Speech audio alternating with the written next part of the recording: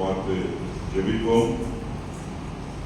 மகா கிருபையும் இறக்குமுள்ள எங்கள் அன்பின் தகப்பனே, இந்த அருமையான உங்களுடைய ஆராதனை வேலைக்காக, திருச்சபைக்காக, திருச்சபை மக்களுக்காக உம்மை துதிக்கிறேன். அவர்களோடு சேர்ந்து இந்த வழிபாட்டிலே கலந்து கொண்டு உங்களுடைய வார்த்தையை மகிமைப்படுத்த எங்களுக்கு கொடுத்த தருணத்திற்காக நன்றி செலுத்துகிறேன். அடியானை நீர் மறைத்துக் கொள்ளும் ஆண்டவரே, உம்முடைய வசனத்தை நீர் மகிமைப்படுத்தும். உம்முடைய பிள்ளைகள், உம்மால் தெரிந்து கொள்ளப்பட்ட பிள்ளைகள் உம்மை ஆவியோடும் உண்மையோடும் தொழுது கொள்வதற்கு அவர்களை உற்சாகப்படுத்த வேண்டுகிறேன் ஆண்டவரே. எல்லா மகிமை புகழும் ஒருவருக்கே செலுத்தி உடைய ஆண்டவராக இயேசு கிறிஸ்துவின் மூலம் இந்த ஜெபத்தை எடுக்கிறேன் நல்ல பிதாவே, ஆமென். ஆண்டவருடைய நாமம் மகிமைப்படுவதாக. இந்த நாளிலே நாம் படித்த வேத பாடங்கள் நீங்கள் அநேக முறை அதை படித்திருக்கக்கூடும். இந்த வேத பாடங்கள் மூலம் நாம் கடவுளை எப்படி வழிபட வேண்டும் என்பதை தாண்டி தன்னை வழிபடக்கூடியவர்கள் எப்படிப்பட்டவர்களாக இருக்க வேண்டும் என்று நமக்கு அது போதிக்கிறது. அப்போஸ்தலர் 17:24 இப்படியாக சொல்லப்பட்டிருக்கிறது: உலகத்தில் உள்ள யாவையும் உண்டாக்கின தேவனானவர் வானத்திற்கும் பூமிக்கும் ஆண்டவரானபடியால் கைகளில் கட்டப்பட்ட கோவில்களில் அவர் வாசம் பண்ணுவதில் என்று சொல்லப்படுகிறது. அந்தேரா பட்டணத்திலே அறியப்படாத தேவன் என்கிற ஒரு நிலைமையிலே தொழுது கொண்ட மக்களை பார்த்து சொல்லும் பொழுது பவுல் இப்படிப்பட்ட வார்த்தைகளை அவர் உபயோகிக்கிறார். கடவுள் ஒரு பொருளாக அல்லது ஒரு கட்டுப்படுத்தப்பட்ட ஒரு குறிப்பிட்ட புவியியல் எல்லைக்குட்பட்டவராக, கால வரையறைக்குட்பட்டவராக கருதக்கூடிய மக்கள் உண்டு. அவரை அந்த குறிப்பிட்ட பரிசுத்த இடத்திலே மாத்திரம் நாம் ஆராதிக்க வேண்டும் என்ற நம்பிக்கையின் அடிப்படையிலே இருக்கக்கூடிய ஒரு கூட்டம் உண்டு. நம்முடைய இந்த தேசம், இந்தியா என்று அழைக்கக்கூடிய அந்த தேசத்திலே இப்படிப்பட்ட அடிப்படையிலே தான் இன்றைக்கு மக்கள் காணப்படுகிறார்கள். நாம் வசிக்கும் நாட்டில் இப்படிப்பட்ட அநேக தத்துவங்கள் உண்டு. உதாரணம் கண்ணுக்கு முன்பாக இருப்பது பாபர் மசூதியை இடித்து அங்குதான் ராமர் இருந்தார் என்று சொல்லக்கூடிய காரியத்தை நாம் பார்க்கிறோம். ஆலயம் என்கிற தமிழ் வார்த்தை அர்த்தம் தங்கும் இடம் என்று பொருள். ஆலயம் என்கிற வார்த்தைக்கு தங்கும் இடம். அதில் நாம் தேவாலயம் என்று அழைக்கிறோம். தேவன் தங்குகிற இடம், தேவன் வசிக்கும் இடம். கோவில் என்று இன்னொரு பதம் தமிழிலே உண்டு. அதற்கு ரெசிடென்ஸ் ஆஃப் காட் என்று சொல்லப்பட்டிருக்கிறது. ஆங்கிலத்திலே பல காரியங்கள் இதை குறித்து சொல்லப்பட்டிருக்கிறது. ஆங்கிலத்திலே இதை சொல்ல வேண்டும் என்றால் சினகாக் என்று சொல்லப்படுகிறது, கன்சர்வேட்டிவ் ஒன் என்று சொல்லப்பட்டிருக்கிறது, புராதான ஒரு காரியம் என்று சொல்லி. அது மாத்திரமல்ல, பப்ளிக் வர்ஷிப் ஆஃப் காட் என்று சொல்லப்பட்டிருக்கிறது, religious service in such a place or building என்று சொல்லப்பட்டிருக்கிறது. எப்படியா அழைக்கப்பட்டாலும் மனு குலத்திற்கு ஆராதனை என்பது மிகவும் பழமை வாய்ந்தது. காயின் ஆபேல் தொடங்கி ஆதாமின் பேரன் ஏனோஸ் காலத்திலே யெகோவா என்ற பெயரிலே மக்கள், ஜனங்கள் ஆண்டவரை தொழுது கொண்டார்கள் என்று வேதத்திலே நாம் வாசிக்கிறோம். அதற்கு பிற்பாடு நோவா தேவனுக்காக, ஆதியாகமம் 6:9-8-20 நீங்கள் வாசிப்பீர்கள் என்றால், தேவனுக்கு ஒரு பலிபீடம் கட்டி தேவனை அவர் ஆராதிக்கிறதை பார்க்கிறோம். தேவன் அவருடைய ஆராதனையை முகர்ந்தார் என்று சொல்லப்பட்டிருக்கிறது. இந்த காலவெளியிலே நாம் ஆராதிக்க வந்திருக்கிறோம். அதற்குத்தான் நாம் இந்த ஆலயத்திற்கு வருகிறோம். என்னுடைய ஆராதனையை, என்னுடைய வழிபாட்டை ஆண்டவர் முகர்கிறாரா, அதிலே பிரியப்படுகிறாரா என்பது மிகவும் முக்கியம். அது மாத்திரமல்ல, அதற்கு பிற்பாடு வந்த நம்முடைய முற்பிதாக்கள், நீங்கள் ஆபிரகாமை எடுத்துக்கொண்டால் அவர் ஒரு பரதேசியாய் திரிந்த ஒரு மனிதர். அவர் செல்லும் இடமெல்லாம் ஒரு பலிபீடத்தை கட்டி அங்கு ஆண்டவரை தொழுது கொண்டதை நாம் பார்க்கிறோம். அது ஒரு சாதாரண விதத்திலே, சாதாரண கட்டுமான பொருளிலே, மண்ணிலும் மற்றும் கல்லுகளினாலும் கட்டப்பட்ட ஒரு பலிபீடம் ஆலயமாக காணப்பட்டது. அதற்கு பிற்பாடு ஈசாக்கு, யாக்கோபு என்பவர்களும் அப்படிப்பட்டதான ஒரு பலிபீடத்தை கட்டினார்கள் என்று பார்க்கிறோம். நாலாவட்டத்திலே அந்த யாக்கோபினுடைய புத்திரர்கள் இஸ்ரவேல் மக்களாக, ஒரு நாடாக, ஒரு ஜனம் பெருத்த ஜனமாக, ஒரு தேசமாக மாறும் பொழுது கடவுளை தொழுது கொள்வதற்கு சில வரையறைகள் ஒதுக்கப்பட வேண்டிய நிர்பந்தத்திற்குள்ளாக கடந்து போனார்கள். மோசே மூலம் ஆராதனை ஒழுங்குமுறைகள் ஒதுக்கப்பட்டன. அப்பொழுது அவர்கள் தேவனை ஆராதிப்பதிலே வழி விலகும் பொழுது தீர்க்கர்கள் மூலம் தேவ ஜனங்களை ஆண்டவர் எச்சரிக்கை பண்ணினதை நாம் பார்க்கிறோம். தேவனை ஆராதிப்பது என்பது இருதயத்தின் அடித்தளத்தில் இருந்து, ஆழமான அன்பில் இருந்து, அவருடைய வார்த்தைகளை நாம் கை கொண்டு அவரை பின்பற்றி முழு ஆத்துமாவோடு, முழு பலத்தோடு, முழு சக்தியோடு அவரை நாம் அன்பு கூற ஆண்டவர் நம்மை அழைத்திருக்கிறார். இப்போது இருக்கிற நவீன கால கிறிஸ்துவ ஆராதனைகளை நீங்கள் சீர்தூக்கி பார்க்க வேண்டும். ஆண்டவர் என்றைக்கும் தன்னுடைய முறைகளை மாற்றக்கூடியவர் அல்ல. மனிதர்களாகிய நாம் நம்முடைய வழிபாட்டு முறைகளை நாம் மாற்றிக்கொள்ள ஆசைப்படுகிறோம். ஆனால் ஆண்டவர் ஆதி காலத்தில் இருந்து அவருடைய ஆராதனை முறையை அவர் என்றும் மாற்றினதே கிடையாது. இப்பொழுது இருக்கும் நவீன கால இசை கருவிகள், அலங்கார விளக்குகள் ஆராதனை நடத்துபவருக்கு மிகவும் பிரபலமானவராக இருக்கிற பட்சத்தில் நாம் அந்த ஆராதனை குழுவிலே நாம் அவர்களை நாம் டெமான்ஸ்ட்ரேட்டராக, நாம் பார்வையாளர்களாக இருக்கிறமே ஒழிய ஆராதனை நடத்துபவர்கள் டெமான்ஸ்ட்ரேட்டர்களாக காணப்படுகிறார்கள். வேதம் அப்படி சொல்லவில்லை. ஆராதனை வேளையிலே நாம் எல்லோரும் சிறு குழந்தை முதற்கொண்டு பெரியவர் வரை நாம் ஆராதனையிலே பார்ட்டிசிபென்டாக, பங்குதாரர்களாக, அவரோடு எல்லோரும் சேர்ந்து ஆண்டவரை ஆராதிக்கக்கூடியவர்களாக ஆண்டவர் நம்மை அழைக்கிறார். இப்படிப்பட்ட நிலைமையில் இருந்து ஜனங்கள் வழிகளில் போகும் பொழுது அது வேதத்திற்கு முரணான ஆராதனையாக அது காணப்படுகிறது. அது ஒரு தவறான வழிபாடாக அது காணப்படுகிறது. பழைய ஏற்பாட்டிலே எனக்கு பிடித்த ஒரு ஆராதனை வரிகள் உண்டு. யாராவது ஒருவர் ஆமோஸ் 4ஆம் அதிகாரம் 13வது வசனத்தை வாசிங்கள். பக்கம் 1066 இருக்கிறது. ஆமோஸ் 4ஆம் அதிகாரம் 13வது வசனத்தை வாசியுங்கள். பாருங்கள், அவர் பர்வதங்களை உருவாக்கினவரும் காற்றை சிருஷ்டித்தவரும் மனுஷனுடைய நினைவுகளை இன்னதென்று அறிந்தவரும்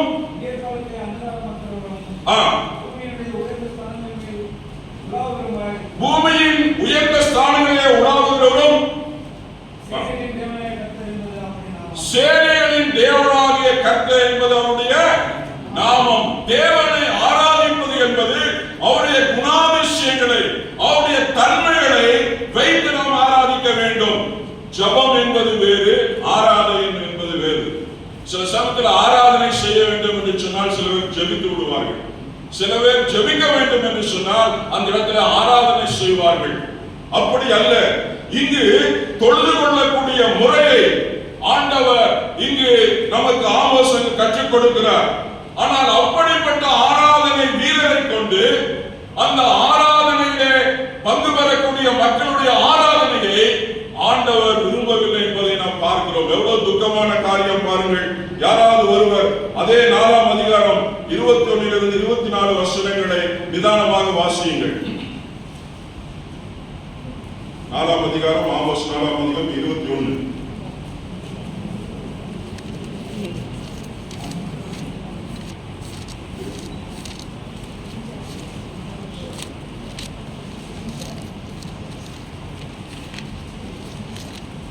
சரி, 5ஆம் அதிகாரம் 21 24. உங்கள் பண்டிகைகளை பகைத்து வெறுக்கிறேன், உங்களுடைய ஆசரிப்பு நாட்கள் எனக்கு பிரியமில்லை.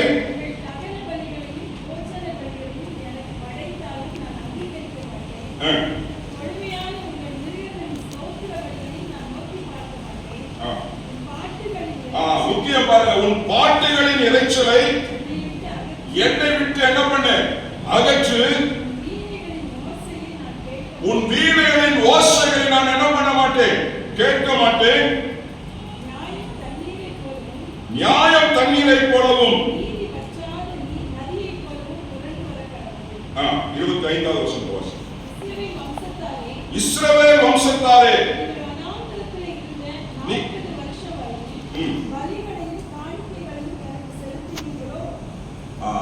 ஆண்டவர் கேட்கிறார், அந்த வனாந்தரத்துல அந்த 40 வருஷம் நீங்கள் எனக்கு பலிகளையும் காணிக்கைகளையும் செலுத்தினீர்களா என்று சொல்லி ஆமோஸ் தீர்க்கன் மூலமாக அவர் ஜனத்திலே அவர் இடைப்படுகிறதை நாம் பார்க்கிறோம்.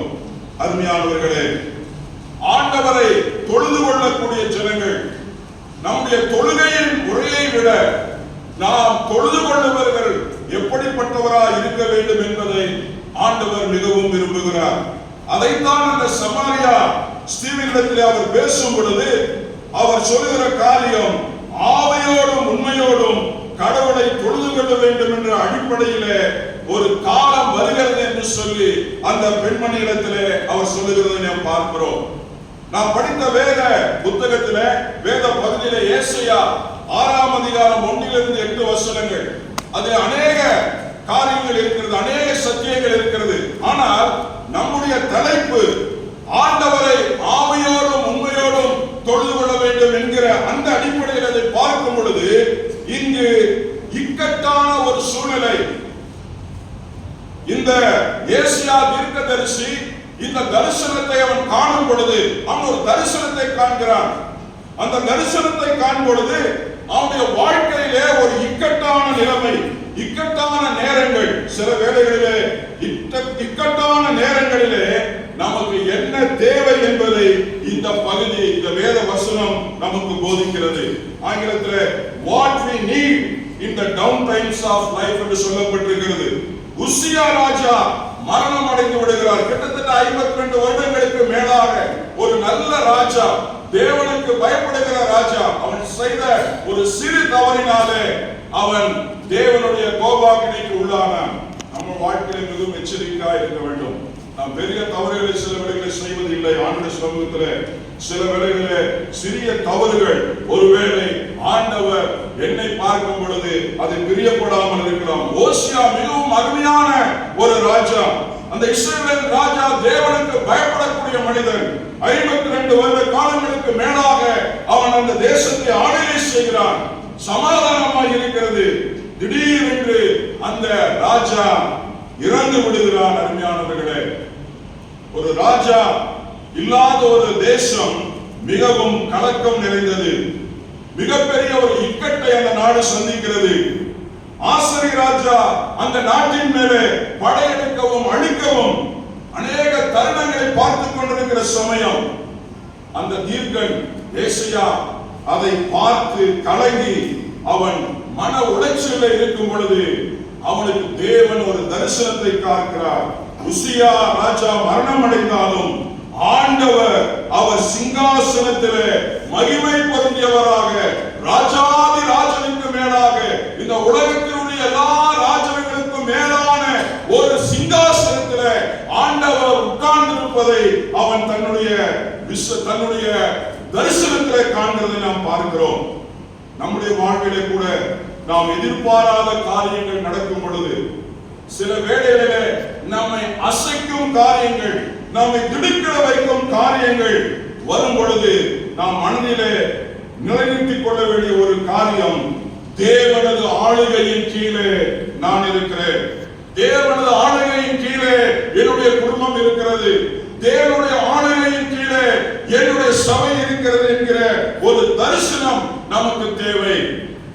இங்கு அந்த வேதத்தின் அடிப்படையில் நாம் பார்க்கும் பொழுது முதலாவது தேவனை அவர் பார்க்கிறார். a vision of God. ஆண்டவரை அவர் பார்க்க வேண்டிய முறையிலே அங்கு ஏசாயா பார்க்கிறதை நாம் பார்க்கிறோம். ஆண்டவர் God's sovereignty ஆங்கிலத்தில் சொல்லப்பட்டிருக்கிறது. ஆண்டவருடைய இறையாண்மையை, ஆண்டவருடைய ஆளுகை, அவர் அந்த பெரிய ராஜாதி ராஜாக்களுக்கு மேலான சிம்மாசனத்திலே ஆண்டவர் ஆண்டவருடைய பர்சனாலிட்டி, அவர் எப்படிப்பட்ட தன்மையுள்ளவர் என்பதை அங்கு அவர் பார்க்கிறார். அங்கு சொல்லப்பட்டிருக்கிறது, அங்கு அந்த தேவ காரியங்களை நாம் பார்க்கும் பொழுது அங்கு சட்டைகளை அடித்து அவர்கள் சொல்லக்கூடிய காரியம், தேவனாகிய கர்த்தர் பரிசுத்தர் பரிசுத்தர் பரிசுத்தர் என்று சொல்கிறதை பார்க்கிறோம். தேவனுடைய குணாதிசயங்களிலே மிக முக்கியமான ஒரு காரியம், அவர் பரிசுத்தர், அவர் பரிசுத்தர், அவர் பரிசுத்தர் என்பதே. அருமையானவர்களே, ஆண்டவர் உங்களையும் என்னையும் அப்படிப்பட்டதான அழைப்பிலே நம்மை அழைக்கிறார். அது மாத்திரமல்ல, அங்கு அவர் பார்க்கிற காரியம் தேவனுடைய பிரசன்னத்தை அவர் பார்க்கிறார். ஆண்டவருடைய தரிசனத்தில் அவர் பார்த்த காரியங்கள், அவர் ஆண்டவருடைய தன்மையை பார்க்கிறார், ஆண்டவருடைய குணாதிசயத்தை பார்க்கிறார் என்பதை நாம் பார்த்தோம். நாம் ஆண்டவருடைய தரிசனத்தை காணும் பொழுது என்னுள்ளும் உங்களுக்குள்ளும் இப்படிப்பட்ட தாக்கம் ஏற்பட வேண்டும். சில வேளைகளில் ஊழியத்திற்கு போகும் பொழுது சில ஜனங்கள், ஐயா ஆண்டவர் என்ன தரிசனம் கொடுத்தார், நான் பரலோகத்துக்கு போன மாதிரி பார்த்தேன், இல்ல ஆண்டவர் நிக்கிறத பார்த்தேன், கீழே வரத பார்த்தேன் என்று சொல்லி அநேக காரியங்களை நாம் பார்க்கிறோம். சில ஊழியர்களும் சில இப்படி சொல்லுகிறதை பார்க்கிறோம். ஆண்டவரை நாம் பார்ப்போம் என்றால் அவர் பரிசுத்தர் என்கிற பயம் என்னையும் உங்களையும் ஆளுகை செய்ய வேண்டும். அடுத்தது இங்கு அதை பார்த்த பிற்பாடு 5-7 வசனத்தை நாம் பார்க்கிறோம். அவர் தன் நிலைமையை குறித்ததான தரிசனத்தை பார்க்கிறார். தான் எப்படிப்பட்டவன் என்பதை குறித்து அவர் சொல்லுகிறார், நான் அசுத்த உதடுள்ள மனிதன். ஆராதனைக்கு நாம் வரும் பொழுது, ஆராதனைகளில் தேவனை பார்க்கும் பொழுது நம்மை குறித்ததான ஒரு காரியம் நமக்கு வெளிப்பட வேண்டும். ஆண்டவரை குறித்த காரியம் வெளிப்பட வேண்டும். என்னை குறித்த காரியம், ஐயா நான் அசுத்த உதடுள்ள மனிதன், நான் ஒரு பாவி. அது மாத்திரமல்ல, என்னோடு இருக்கிற மக்களும், என்னோடு வசிக்கிற இந்த உலகமும், என்னோடு வாழ்கிற மக்களும் அசுத்த உதடுள்ள மனிதர்கள். தேவனை பார்க்கும் பொழுது, தேவனுடைய தொடுதலை உணரும் பொழுது இதுதான் ஒரு மனிதனுக்கு ஏற்படக்கூடிய காரியம். அருமையானவர்களே, அதோடு ஆண்டவர் விட்டுவிடவில்லை. அந்த தனிப்பட்ட முறையில் தேவ தரிசனத்தை அவர் பெறும் பொழுது, தன்னை குறித்து பெறும் பொழுது ஆண்டவர் அவரை சுத்திகரிக்கிறதை இங்கு பார்க்கிறோம். ஆண்டவர் அந்த அக்கினி தழலினாலே ஏசாயாவை சுத்திகரிக்கிறதை நாம் பார்க்கிறோம். தேவ சமூகத்திற்கு நாம் வரும் பொழுது, அவரை தொழுது கொள்ள வரும் பொழுது அவர் நம்மை சுத்திகரிக்கிறார், நம்மை அவர் பரிசுத்தப்படுத்துகிறார் என்பதை நாம் மறந்துவிடக் கூடாது. அருமையானவர்களே, அடுத்த 8வது வசனத்தில் பார்க்கிறோம், a vision of duty என்று சொல்லி அவர் தேவ தரிசனத்திலே தன்னுடைய கடமையை அவர் உணர்கிறார்.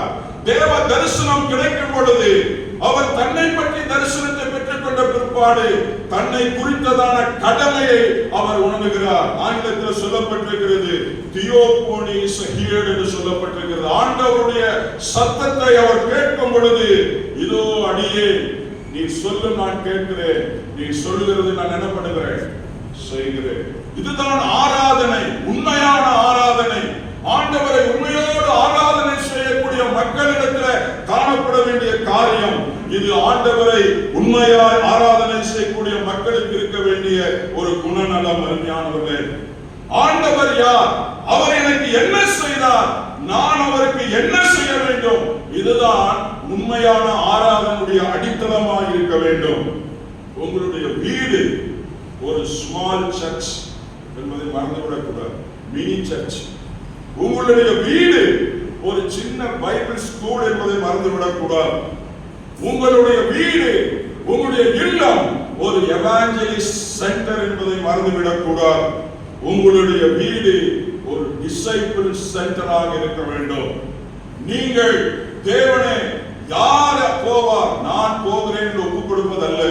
என்னுடைய வீடு ஆண்டவரே, என்னுடைய வீடு மற்றவர்களுக்கு இயேசுவை தெரிவிக்கிற இடமாக, இயேசுவை அறிவிக்கிற இடமாக என்னுடைய வீடு இருக்க வேண்டும். இதுதான் ஆண்டவரை உண்மையாய் தொடர்பு கொள்ளக்கூடிய அனுபவம். நாம் அதிக நேரம் ஆலயத்தில் இருப்பதில்லை. மீறி போனால் 2 மணி நேரம் இங்கு இருக்கிறோம். மற்ற எல்லா நேரங்களும் நாம் வெளியில இருக்கிறோம், நாம் வீட்டில இருக்கிறோம். நம்முடைய வீடு தேவன் வசிக்கிற இடம் என்பதை நாம் மறந்துவிடக் கூடாது. மிஷனரி ஃபேமிலி என்பது வேறு, நீங்கள் மிஷனல் ஃபேமிலியாக தேவ மக்களை உருவாக்கக்கூடிய ஒரு இல்லமாக உங்களுடைய இல்லம் இருக்க வேண்டும். அதுதான் உண்மையான ஆராதனை. அருமையானவர்களே, நாம் தேவ தரிசனம் பெற்றவர்களாக இருக்கிறோமா? நம்முடைய ஆண்டவர் எப்படிப்பட்டவர், அவர் எப்படிப்பட்ட காரியங்களை எனக்கு செய்திருக்கிறார், நான் என்ன செய்ய வேண்டும் என்கிற தரிசனத்தை முதலாவது நாம் பெறுவோமானால் நாம் உண்மையாக அவரை ஆராதனை செய்கிறோம். அடுத்ததாக இங்கு நாம் பார்த்தோம் 4ஆம் அதிகாரம் யோவான் 19:24 அங்கு சொல்லப்பட்டிருக்கிற தேவன் எப்படிப்பட்டவராக இருக்கிறார்? தேவன் ஆவியாக இருக்கிறார். அவரை தொழுது கொள்ளுகிறவர் ஆவியோடும் உண்மையோடும் தொழுது கொள்ள வேண்டும் என்று சொல்லப்பட்டிருக்கிறது. இரண்டு கூட்டத்தார் அந்த ஆண்டவர் அங்கு அவர் சொல்லுகிறார். இரண்டு கூட்டத்தார் அங்கு இருக்கிறார்கள். ஒரு கூட்டத்தார் மலையிலே ஆராதனை செய்கிறவர்கள், இன்னொரு கூட்டத்தார் எருசலேமிலே ஆராதனை செய்கிறவர்கள். அந்த ஆண்டவரை பார்த்து அந்த ஸ்திரீ சொல்லுகிறார், நீர் யூதன், நீர் எருசலேமிலே ஆராதிக்கிறவர் அல்லவா, நாங்கள் மலையிலே ஆராதிக்கிறவர் என்று சொல்லுகிறார். அவரை பார்த்து அந்த இரண்டு கூட்டத்தை பார்த்து ஆண்டவர் சொல்லுகிறார், அவர் சொல்லுகிறார், மலையிலும் எருசலேமிலும் அல்ல, எங்கும் தொழுது கொள்ளும் காலம் வரும். இன்றைக்கு அந்த காலத்தில் தான் நீங்களும் நானும் இருக்கிறோம். அருமையானவர்களே, நாம் எங்கும் எந்த சந்தர்ப்பத்திலும் எந்த சூழ்நிலையிலும் நாம் ஆண்டவரோடு தொடர்பு கொள்ள முடியும். அருமையானவர்களே, இங்கு அப்போஸ்தலர் 7:47-50 சில வசனங்கள் இருக்கிறது. சாலமோன் தேவாலயத்தை கட்டினான், ஆனால் ஆண்டவருடைய வசனம் சொல்லுகிறது, கைகளினாலே கட்டப்பட்ட ஆலயத்திலே நான் என்ன பண்ண மாட்டேன், வாசம் செய்வதில்லை, நான் தங்கியிருக்கும் ஸ்தலம் எது? இதுதான் ஆராதனை. ஆவியிலே ஆராதனை செய்யக்கூடிய ஒரு காரியம். நாம் இங்கு சொல்லக்கூடிய காரியம் கர்த்தரே, 3வது சங்கீதத்தில் சொல்லப்பட்டிருக்கிற 3ஆம் வசனம் முக்கியமான வசனம், கர்த்தரே தேவன் என்று அறியுங்கள், நாம் அல்ல, அவரே நம்மை உண்டாக்கினார். ஒரு ரிலேஷன்ஷிப். ஆராதனை என்பது ஆவியினாலே நாம் தாக்கப்பட்டு ஆவியினாலே தூண்டப்பட்டு தேவனை நாம் ஆராதிக்கக்கூடிய ஒரு உறவுக்குள்ளாக கடந்து வரக்கூடிய அனுபவம். அருமையானவரே, கடவுள் பெரும் விருப்பம் என்ன தெரியுங்களா? எல்லா ஜனங்களும் அவரை பணிந்து கொள்ள வேண்டும். அதைத்தான் 100ஆம் சங்கீதத்தில் வாசிக்கிறோம், பூமியின் குடிகளே நீங்கள் எல்லோரும் கர்த்தரை தொழுது கொள்ளுங்கள். அவரை எங்கும் எந்த நிலையிலும் எல்லா நேரத்திலும் எல்லா இடத்திலும் அணுகி அவரை ஆராதிக்க முடியும். இந்த சலுகை, இந்த உரிமையை நாம் இயேசு கிறிஸ்துவின் மூலமாக ஆண்டவர் உங்களுக்கும் எனக்கும் கொடுத்திருக்கிறார். அப்பா பிதாவே என்கிற புத்திர ஸ்வீகார ஆவியை நமக்கு கொடுத்தபடியினாலே நாம் ஆவியோடு ஆண்டவரை என்ன பண்ண முடியும், ஆராதிக்க முடியும். எபேசியர் 2:18 இப்படியாக சொல்லப்பட்டிருக்க முக்கியமான வசனம், இரு திறத்தாரையும் ஒரே ஆவியினாலே பிதாவினிடத்திலே சேரும் ஸ்லாக்கியத்தை அவர் மூலமாக பெற்றிருக்கிறோம் என்று சொல்லி, ஆண்டவருடைய ஆவியினாலே இரு திறத்தாரையும் அவர் பிதாவினிடத்திலே சேரும் ஸ்லாக்கியத்தை அவர் என்ன பண்ணியிருக்கிறார், நமக்கு கொடுத்திருக்கிறார். அதற்கு ரிசல்ட் தான் நானும் நீங்களும் அவருடைய சமூகத்திலே புது மனிதனாக புது சிருஷ்டியாக நாம் அவரிடத்தில் இருக்கிறோம். அவர் ஆவி நம்மிலே வாசம் பண்ணுவதினாலே இந்த பாக்கியத்தை நானும் நீங்களும் பெற்றிருக்கிறோம். நமக்குள் அவர் வாழ்வதினாலே நாம் அவர் ஆலயமாக அவருடைய மாளிகையாக நாம் எழுப்புகிறோம் என்று வேத வசனம் சொல்கிறது. கடைசியாக 3வதாக ரைட் வர்ஷிப். நாம் சரியான ஆராதனை செய்ய வேண்டும். அருமையானவர்களே, அவரை உயர்த்துவது, அவரை பாடுவது, மகிமைப்படுவது மாத்திரமல்ல, நமது அன்பை அவருக்கு கீழ்ப்படிந்து நடப்பதிலும் மற்றும் பூரணமாய் சமர்ப்பதிலும் நாம் அவருக்கு நம்மை அர்ப்பணிக்க வேண்டும். அதுதான் நாம் ஆவியோடும் உண்மையோடும் நடக்கிற ஒரு ஆராதனை. ஆங்கில புத்தகத்தில் இப்படியாக சொல்லப்பட்டிருக்கிறது. ஒரு பண்டிதர் சொல்லுகிறார், வேத பண்டிதர், லைஃப் இஸ் வர்ஷிப். நம்முடைய வாழ்க்கை ஆராதனையாக இருக்க வேண்டும். அதுதான் சாட்சி. அங்கு சொல்லப்பட்டிருக்கிறது, வர்ஷிப் இஸ் லைஃப். நம்முடைய ஆராதனை வாழ்க்கையாக மாற வேண்டும். நம்முடைய ஆராதனை இந்த சபையோடு அல்ல, சபையை விட்டு வெளியே போகும் பொழுதும் நாம் ஆராதனையை வெளியே காண்பிக்கிறவர்களாக இருக்க வேண்டும். பவுல் 12 ரோமர் 12 சொல்லப்பட்டிருக்கிறது, உங்களுடைய சரீரங்களை ஜீவ பலியாக நீங்கள் என்ன பண்ண வேண்டும்? ஒப்புக் கொடுக்க வேண்டும். இது புத்தியுள்ள ஆராதனை தமிழில் சொல்லப்பட்டிருக்கிறது. ஆங்கிலத்தில் ஸ்பிரிச்சுவல் ஆக்ட் ஆஃப் வர்ஷிப். அதாவது நாம் சம்பூர்ணமாய் அவருக்கு பூர்ணமாய் அர்ப்பணிக்க அழைக்கப்பட்டிருக்கிறோம். ஆண்டவரே, நீர் என்னை ஆளுகை செய்யும் என்று சொல்லி. அது மாத்திரமல்ல, அங்கு அந்த 2வது வசனத்துல 12:2 சொல்லப்பட்டிருக்கிறது, இந்த பிரபஞ்சத்திற்குரிய ஒத்த வேஷத்தை தெரியாதபடி தேவனுடைய நன்மையும் பரிபூர்ண சித்தமும் இன்னதென்று உங்கள் மனம் புதிதாகிறதுனால நீங்கள் என்ன பண்ணுங்கள்? மறுரூபம், renewing your mind ஆங்கிலத்தில் சொல்லப்பட்டிருக்கிறது. உங்களுடைய மனதை ஒவ்வொரு நாளும் இயேசுவின் சாயலை பெறக்கூடிய மக்களாக, இயேசுவை உடைய சாயல் உங்களுக்குள்ளாய் காணக்கூடிய மக்களாக ஆவியிலே உண்மையிலே நாம் வளர வேண்டும். அதுதான் தெசலோனிக்கேயர் 2:13 சொல்லப்பட்டிருக்கிறது, ஆவியினாலே பரிசுத்தமாக்கப்படுகிறதுனாலே சத்தியத்தை விசுவாசிக்கிறதுனாலும் ரட்சிப்படையும்படி தெரிந்து கொண்டபடியினாலே தேவனை குறித்து உங்களை குறித்து சோதனைக்கு நான் என்ன பண்ணியிருக்கிறேன்? கடனாளியாக இருக்கிறேன். இறுதியாக அருமையானவர்களே, பில்லிகிராம் சொன்ன சில காரியத்தை ஆங்கிலத்தில் எழுதுகிற வார்த்தை அப்படியே நான் வாசிக்கிறேன். மிகவும் பிரயோஜனமாக இருக்கிறது இருக்கும் என்று நினைக்கிறேன். If our minds and hearts are not filled with God's truth, if our minds and hearts are not filled with God's truth, something will take its place என்று சொல்லப்பட்டிருக்கிறது.